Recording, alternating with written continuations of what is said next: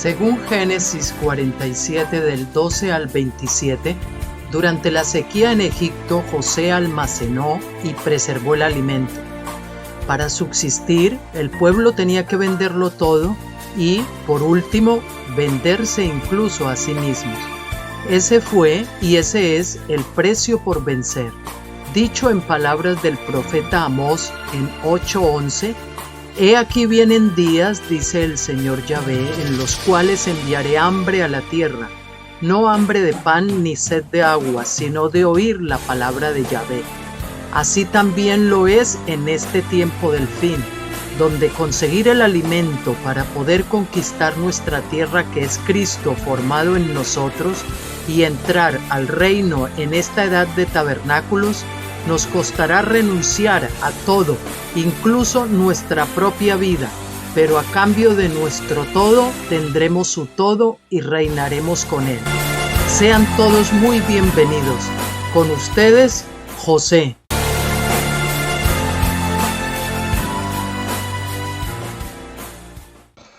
Hola a todos, de nuevo con ustedes para continuar con el capítulo 3, que se titula La señora no aprende de la disciplina. En el capítulo 1 y 2 vimos los dos testigos que el Señor nos dio para la interpretación de la visión de las dos matas que taponaban la entrada a ese campo sin labrar, que eran la incredulidad y la murmuración, y veíamos que lo que consistía eso era en estarse quietos y después pues en alabar al Señor, en darle gracias, ¿no? en todo momento, en todas cosas. Es decir, recordando el tema, a la incredulidad o el miedo le aplicábamos el antídoto de la quietud, entonces nos daba el subproducto de la paz. La paz no con Dios, sino la paz de Dios aquí en el corazón. Una vez que ha muerto el perro, se acaba la rabia y descansamos en el Señor.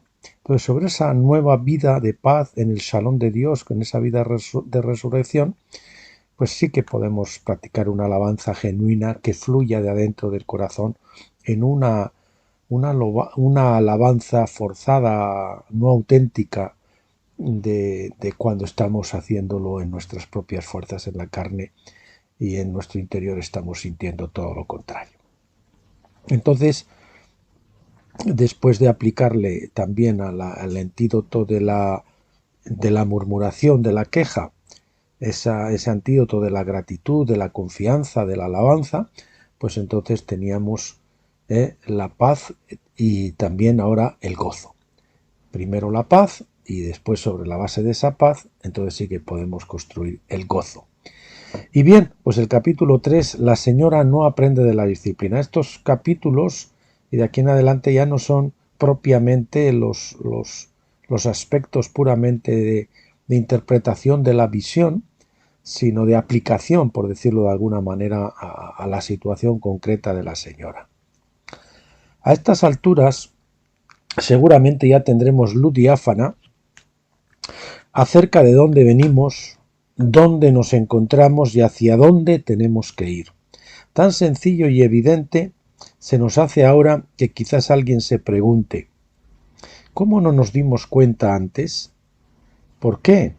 ¿Por qué la señora, es decir, la Iglesia, no vio ni oyó? Entonces vamos a Isaías 42 del 18 al 25 y vamos a estudiar esta porción como hemos hecho con las anteriores. Dice así, 18. Sordos, oíd, y vosotros ciegos, mirad para ver.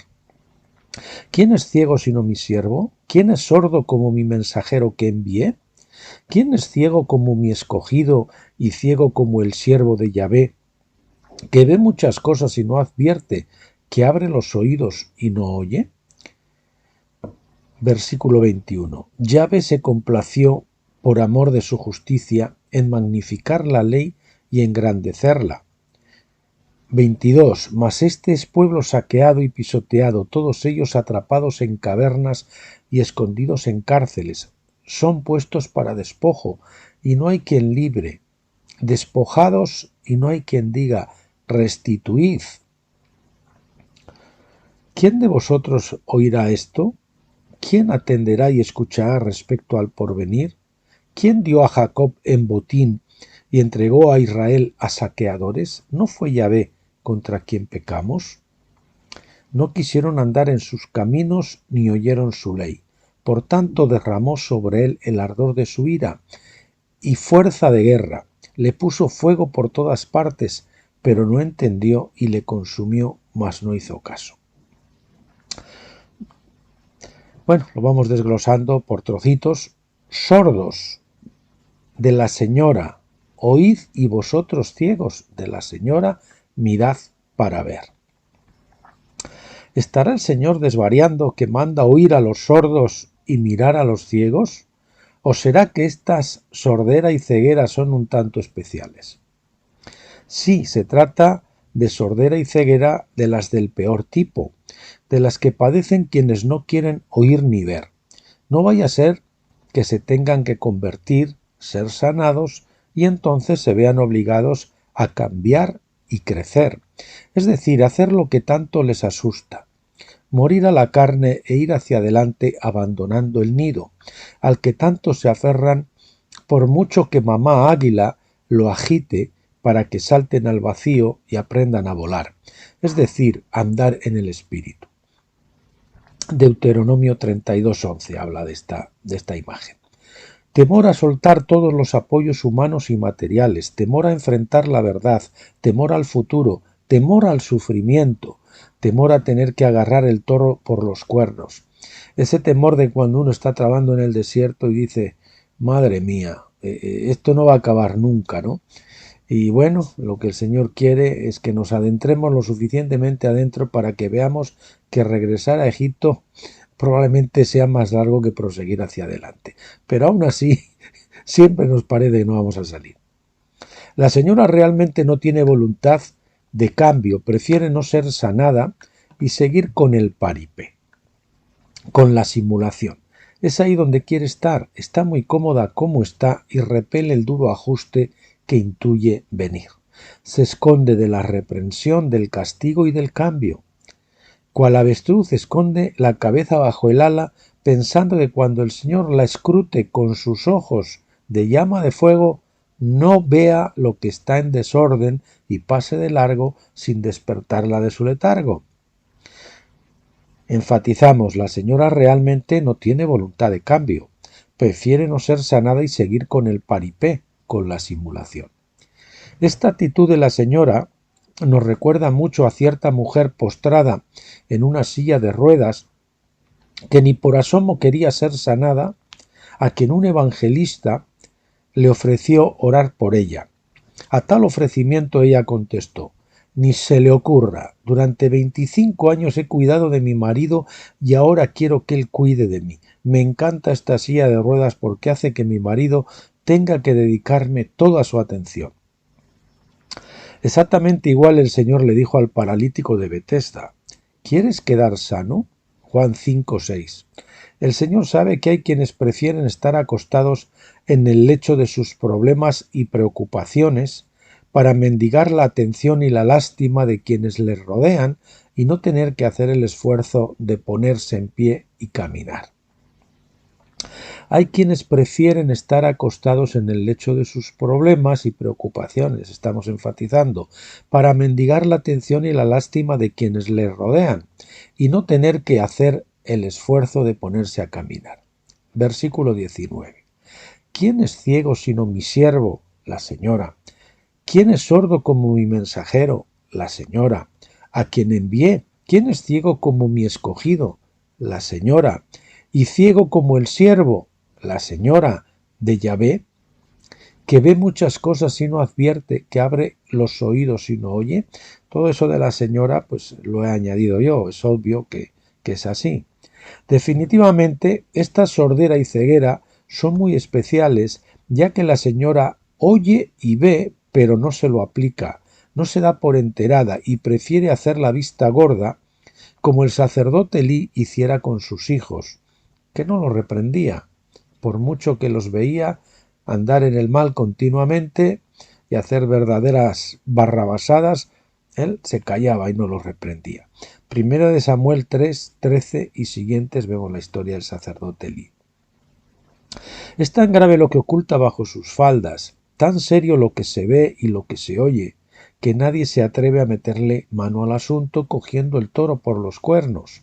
Los que ven y oyen algo quizás están también contaminados y no quieren tirar de la manta, para que sus propias vergüenzas no sean aireadas. Es como si existiera un pacto tácito de silencio. Callémonos, muchos estamos sucios, pero los demás no estarán mejor que nosotros. Nos conviene mirar hacia otro lado. Seamos cómplices, seamos listos. A todos nos conviene la oscuridad y seguir con nuestra piedad afectada. Sigamos pues con la farsa. ¿Ceguera, hipocresía o ambas? ¿Qué opinan ustedes? Versículo 21. Yahvé se complació por amor de su justicia en magnificar la ley y engrandecerla. El Señor nos ha puesto todo a pedir de boca, para cargarse de razón, para que luego no tuviéramos ninguna excusa. Nada ha faltado. Personas, predicaciones, campañas, medios materiales y económicos, hasta radio y televisión. Una y otra vez el Señor nos ha exhortado diciéndonos con exquisito tacto y amorosa voz: santificaos, volveos a mí, os amo, os quiero usar. Yo, perdone el inciso, recuerdo que en esta época, cuando yo recibía estas cosas del Señor, pues se estaba dando la circunstancia de que el Señor veía a la iglesia que estaba en un estado tan garrafal que tenía que puentearla para llegar a la gente. Y de hecho, pues tenían que venir campañas como las de aquella famosa del libro Fuerza para Vivir, que era una fundación americana de un señor cristiano, no me acuerdo ahora exactamente el nombre, cómo era, que decidió dejar su fortuna para predicar el evangelio. Y ahí salía Ronaldo, el futbolista, y un locutor de radio famoso, un tal Navas creo que se llamaba, y gente así un poquito de postín dentro del mundo evangélico, por lo menos conocidos, y la verdad que era un libro muy bueno, y yo creo que el Señor salvó a muchísima gente porque no podía usar a la iglesia para salvarlos, y tenía que puentear a la iglesia. Fíjese el estado tal de somnolencia en que estaba viviendo la iglesia en España en esos momentos. Y esto yo lo sé porque después me encontré con alguna persona que había sido tocado con ese libro cuando yo ya salí de la señora, ¿no? Y gracias al Señor que habían recibido pues la ayuda que estaban precisando a través de esos libros, ¿no? Entonces, continuamos. El Señor nos ha exhortado diciéndonos con exquisito tacto y amorosa voz: santificaos, volveos a mí, os amo, os quiero usar. ¿Qué pasa entonces, Señor? Salimos a evangelizar una y otra vez y no hay frutos. ¿Por qué? Mas este es pueblo saqueado y pisoteado, todos ellos atrapados en cavernas y escondidos en cárceles, son puestos para despojo y no hay quien libre, despojados y no hay quien diga restituid. Eso lo he puesto con letras mayúsculas, la palabra restituid, porque es clave, lo veremos más adelante. Hermano, ¿se podrá sacar una fotografía mejor que esta de nuestra iglesia? Tal vez sí, pero solo en Apocalipsis 3, 14 al 22, donde el Señor retrata a la Odisea. Apocalipsis 3, 15. Yo sé tus obras, que ni eres frío ni caliente. Ojalá fueses frío o caliente. Así, por cuanto eres tibio y no frío ni caliente, voy a vomitarte de mi boca. Porque dices: yo soy rico y me he enriquecido y de ninguna cosa tengo necesidad, y no sabes que tú eres un desventurado, miserable, pobre, ciego y desnudo. Una tremenda reprensión, ¿no? Saqueados y pisoteados, dice. Esto nos recuerda el relato de los hijos de Sceva, Hechos 19-16, que fueron por lana y salieron trasquilados. En lugar de saquear ellos a Satanás y pisarle su abominable cuello, fueron ellos los saqueados y apaleados. Se les robó la victoria, se les humilló y fueron objeto de escarnio por su impotencia. Probablemente se oyeran guturales irrisiones demoníacas de fondo. ¡Ja, ja! ridículos y debiluchos cristianitos, ¿cómo osáis venir a pelear contra nosotros? Ilusos. Así se burlaba y reía Sanbalat de los que levantaban el muro en Jerusalén, Nehemías 4:2b, aunque en este caso ellos estaban en obediencia, cosa que no podemos decir de nosotros. Así se reían de Sansón los filisteos en Jueces 16:25 cuando lo tomaban como un juguete. La palabra que usa la Biblia es exactamente esa, juguete. Se convirtió el ungido del Señor en un juguete en manos de los filisteos. Es como la inutilidad de presionar el interruptor de la luz cuando la central la ha cortado por impago, o como decían algunas de las visiones que se dieron en las iglesias, hablando de conducir con los ojos vendados, del tornillo que no giraba por la mugre de óxido que tenía, el enchufe que no funcionaba porque uno de los cables estaba suelto. O sea, fueron 3 visiones que se dijeron allí y 3 interpretaciones que, bueno, que son evidentes, ¿no? Hay que quitar el óxido, hay que enchufar el cable que no está enchufado y, en fin, hay que quitarse la venda de los ojos. Atrapados en cavernas, en el pozo de la desesperación, en el lodo cenagoso, dice el Salmo 42, qué mal se anda, hundiendo los pies en el barro. Cuánto pesan los zapatos por el lodo adherido. A duras penas se puede dar un paso. Cuanto más andamos sin salir del pozo, más barro se nos pega. Cuánto pesa el barro del pecado, del mundo, de la carnalidad, de los problemas, de la enfermedad, del desánimo y de la depresión. Cuánto pesa el lodo de la derrota. Tremendo lastre. Hebreos 12:1, despojémonos del pecado y de todo peso que nos asedia. No solo de los pecados, sino de los pesos que llevamos con nosotros que nos impiden correr con soltura. Escondidos en cárceles, porque todo aquel que hace lo malo aborrece la luz y no viene a la luz para que sus obras no sean reprendidas. Juan 3:20. Mas Yahvé llamó al hombre y le dijo, ¿dónde estás tú? Y él respondió, oí tu voz en el huerto y tuve miedo, porque estaba desnudo y me escondí. Génesis 3 del 9 al 10. Nos recuerda el chiste del ya dormido Edwin Louis Cole en una conferencia de hombres en Madrid, a la que asistí.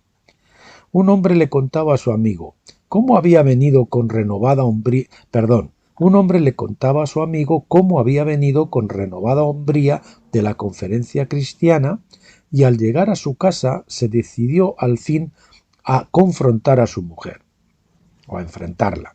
Tal fue el asunto, le contaba al amigo, que había conseguido que mi esposa se pusiera de rodillas. El amigo, intrigadísimo, le preguntó qué le decía ella mientras estaba de rodillas. Respondió, mi mujer me decía, sal de debajo de la cama y pelea como un hombre. Tremendo, ¿no? ¿Qué les parece? ¿Para reír o para llorar? Da risa, pero tristemente innumerables hombres cristianos no asumen su rol de sacerdotes del hogar por miedo a sus esposas. Así está el pueblo de Dios, encerrado, con mayúsculas lo de encerrado, en la cárcel del pecado y sujeto con los grilletes de la incredulidad y de la murmuración. La incredulidad es un pecado muy serio, muy serio. Y la murmuración, la queja también, porque es llamarle al Señor inútil, decirle que no sabe dirigir nuestras vidas, ¿verdad? Nos quejamos porque nosotros lo haríamos mejor que Él. De ahí también mucho del juego espiritual sucio y subterráneo que se practica en nuestra Champions League evangélica. Puestos para despojo y no hay quien les libre. A punto de ser devorados y nadie puede hacer nada. Algunos, como mucho, están en la parálisis del análisis. Nadie sabe, puede o quiere reaccionar. Han pasado muchos predicadores, mucho se nos ha exhortado, muchísimo han hablado también nuestros propios predicadores, pero todo ha sido fútil. Sin arrepentimiento no puede haber perdón ni cambios. El reino, es decir, la vida abundante, está tan cerca como tu arrepentimiento. Eso nos decía Roberto Owens en la conferencia de hombres en Madrid del 2000 en el Escorial. Despojaos y no hay quien diga restituid. Devorados al fin, ¿cuántos no se han ido?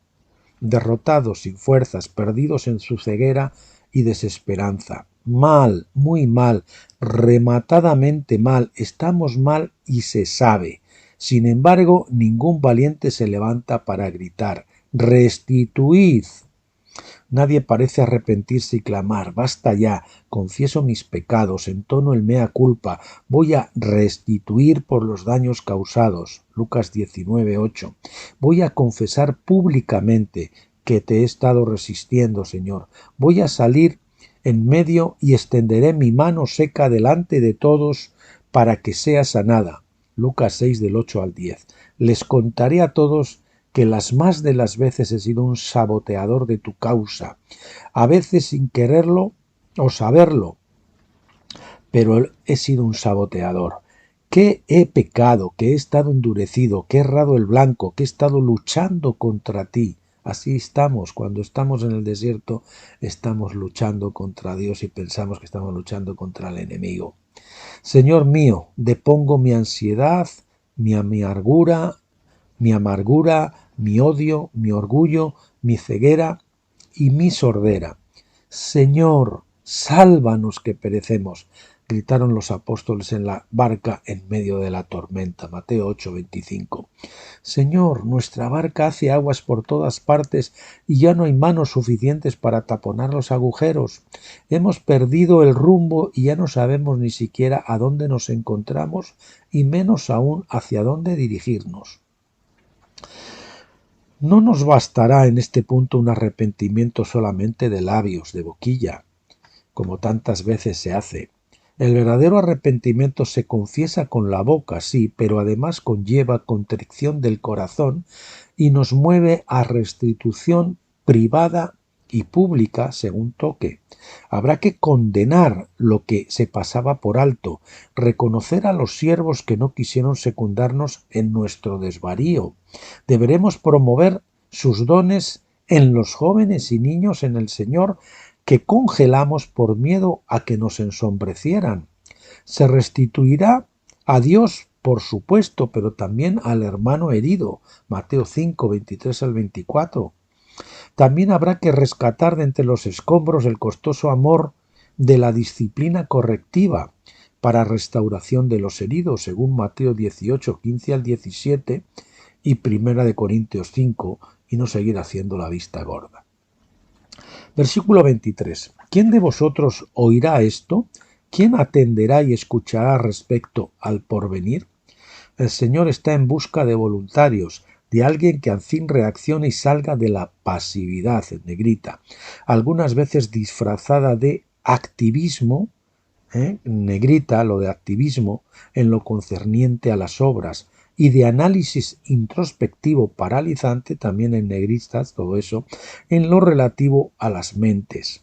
Ya tenemos la pasividad, algunas veces disfrazada de activismo, en cuanto al tema de las obras, y el análisis introspectivo paralizante en lo respectivo a la parálisis mental. Quiera empezar a ver y a oír. Alguien dispuesto a escuchar la voz de Dios y a no negarse a contemplar lo que está por delante. La voluntad de Dios para su iglesia local y universal en el kairos de Dios de este fin de siglo. Versículo 24. ¿Quién dio a Jacob en botín y entregó a Israel a los saqueadores? ¿No fue Yahvé contra quien pecamos? No quisieron andar en sus caminos ni oyeron su ley. Por tanto derramó sobre él el ardor de su ira y fuerza de guerra. El Señor se convierte en nuestro enemigo a veces. El enemigo del pueblo de Dios es el propio Dios a veces. Le puso fuego por todas partes, pero no entendió, y le consumió, mas no hizo caso. Tremenda diatriba de Isaías. De todo, hermanos, nos ha ocurrido de todo. Desde ese roba ovejas con nombre de detergente, que de cuando en cuando pululaba entre nosotros al acecho de descarriadas, y los que han vivido en España saben a qué detergente me refiero, por el nombre, hasta enfermedades, tribulaciones económicas, hermanos apartados, bandos enfrentados, los atados por el mucho trabajo y los atados por no querer trabajar. La causa de todos estos padecimientos, pues que Dios en su disciplina nos entregó a los saqueadores.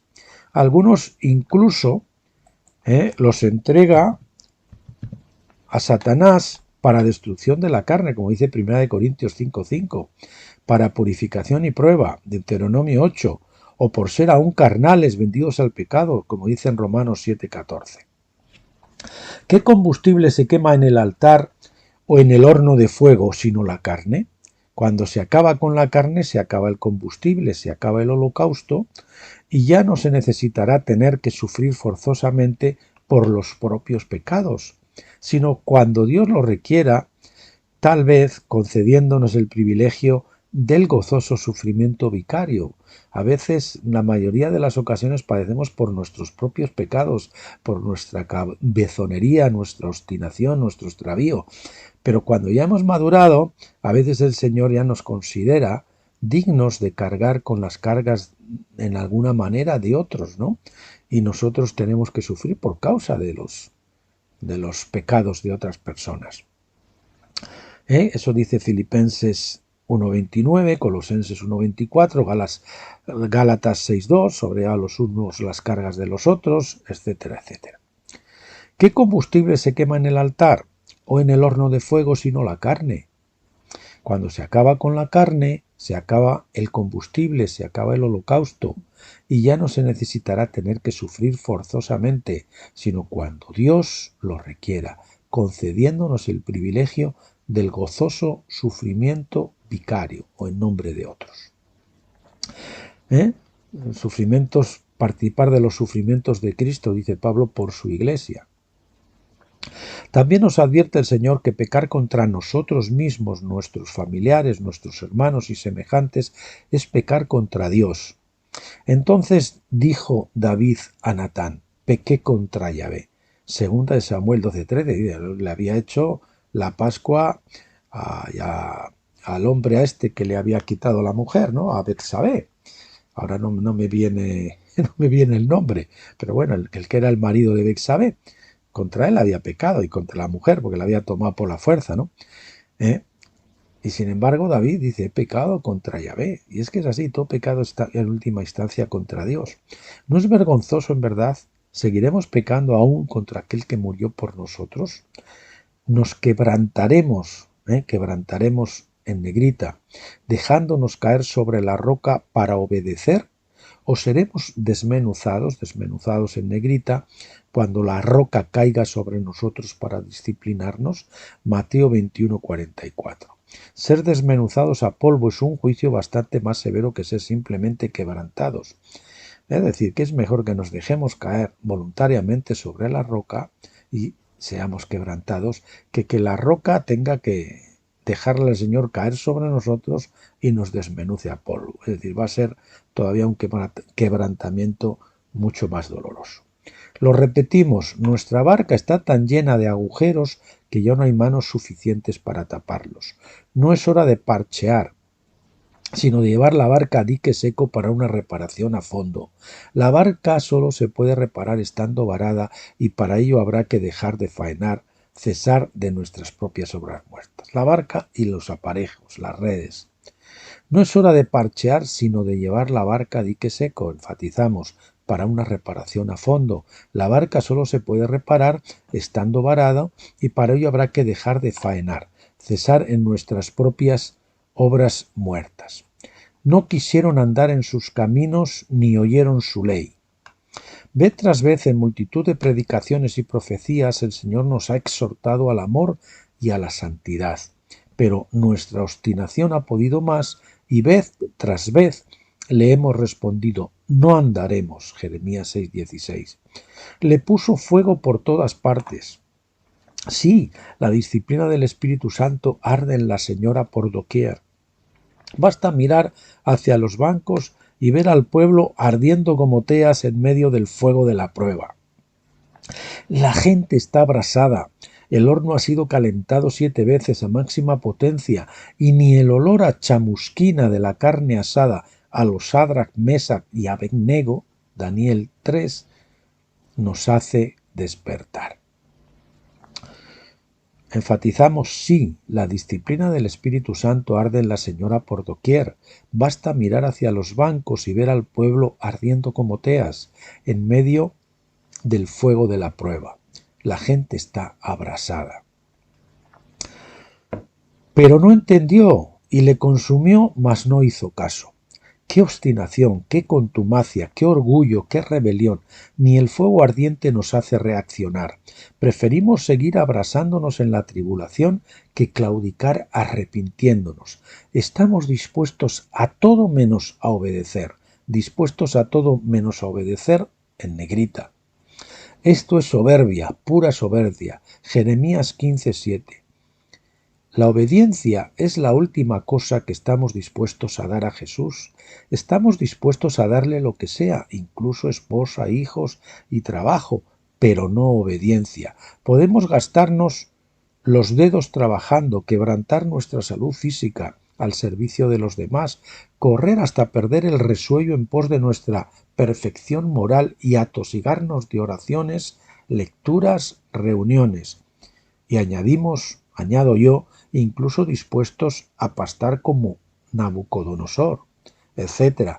Pero obediencia, eso jamás. Eso decía Earl Habai en su libro Los dos reinos. Y bien, pues capítulo 4 para el próximo día, que se titula Receta contra el mareo causado por el extravío, que es de estar dando vueltas y vueltas en la rotonda del desierto, pero nunca tomar la decisión de enfilar el Jordán y cruzarlo. Es por eso que necesitamos una receta contra ese mareo que nos ha causado nuestro extravío. Hasta el próximo día, pues, hasta mañana seguramente, que Dios les bendiga. Pásenlo bien.